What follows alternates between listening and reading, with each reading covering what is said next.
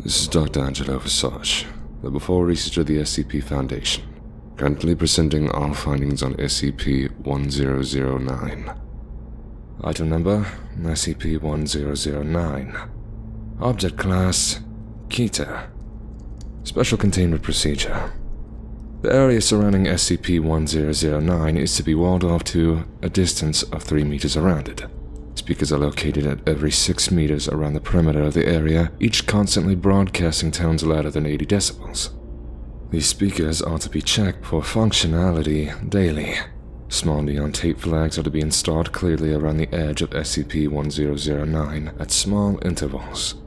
If, during daily monitoring, an area is found clear of flags, containment should be re-evaluated. Those performing examinations should wear ear protection to prevent hearing loss.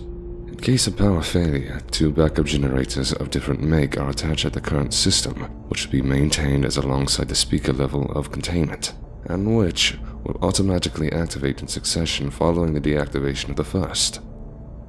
In case of complete electrical failure, such as an EMP variety strike, a backup system consisting of metal spheres and aluminum sheeting have been installed, which will automatically activate if speakers become disengaged for over 5 minutes.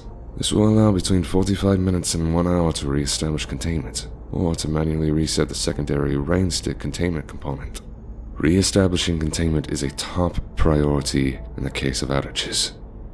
Description: SCP-1009 is an anomalous area of land approximately 45 by 30 meters and irregularly shaped.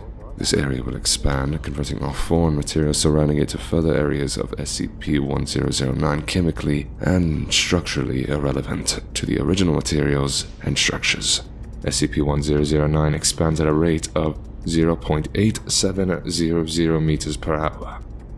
Growth of SCP-1009 may be entirely restrained by loud noises. Any sound over 60 decibels will stop growing in the immediate area, currently maintained with mechanical speakers, but voices, instruments, and natural noises are all equally effective. If entirely unrestrained, SCP-1009 would break containment entirely in 3.45 hours and cover 4.044 square kilometers in 24 hours and expand to 1,000 kilometers after 26 days. The environment in which SCP-1009 appears natural, but is not composed of Earth-like flora or fauna. For complete environmental analysis, see document 1009 AIE-40. In general, flora is in bright, non-Earth-like colors, and is larger than most Earth flora. Analysis of biota indicate that the area is equivalent to a forest. However, neither invertebrate nor vertebrate animal life is naturally occurring within the area. There is no effect on humans entering SCP-1009, allowing the taking of numerous samples and measurements. Addendum A. SCP-1009-A is a corpse of an unusual creature found within SCP-1009. SCP-1009-A was seen exiting the area and was shot by a guard, who has been reprimanded for his hasty actions. The creature resembles a squirrel, or monkey with large ears, and appears to be a mammal. The body is currently being stored in the Site-8 deep freeze and may be requisitioned for study from Dr. Light. Addendum B. Dr. Vox has proposed that SCP-1009 could be allowed to expand around a source of noise, creating a circle of non-anomalous terrain within the area, and that this might have a different effect on humans within it. Necessary documentation was approved and D18899 was selected as a subject, hogtied and placed within a 70 decibel battery-operated speaker at the edge of SCP-1009. Some of the containment speakers were permitted to be moved in order to allow growth. Growth did occur around the buzzer over a course of 7 hours. The D-class was seen to experience typical fear and panic at the beginning of the test. However, in the area surrounding the buzzer, large spike-like plants grew to surround and form a dome over the top of the area, which is unusual. Growth within SCP-1009 has never otherwise responded to outside stimulus. After 12 hours, the battery in the buzzer failed, and the non-anomalous zone was taken over by the area. At this point, cameras in the containment area recorded an unusual event when the circle of normal terrain shrank over D18899.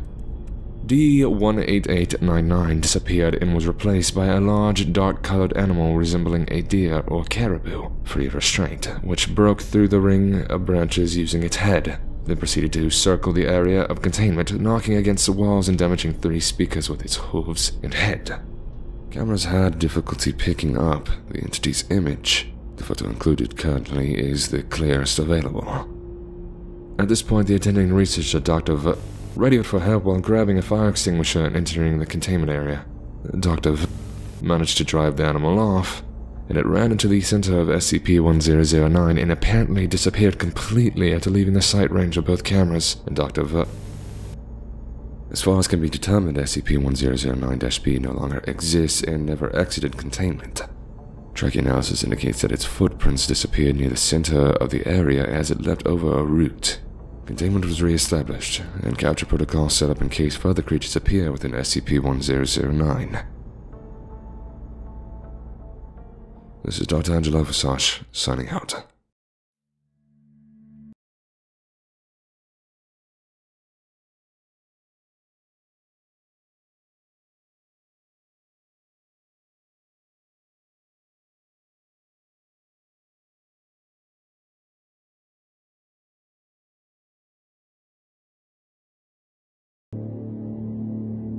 Thank you all for watching, and a special thanks to all my patrons. If you want to help support this channel, go ahead and visit my Patreon for early access to videos, skip recommendations, and other Patreon benefits.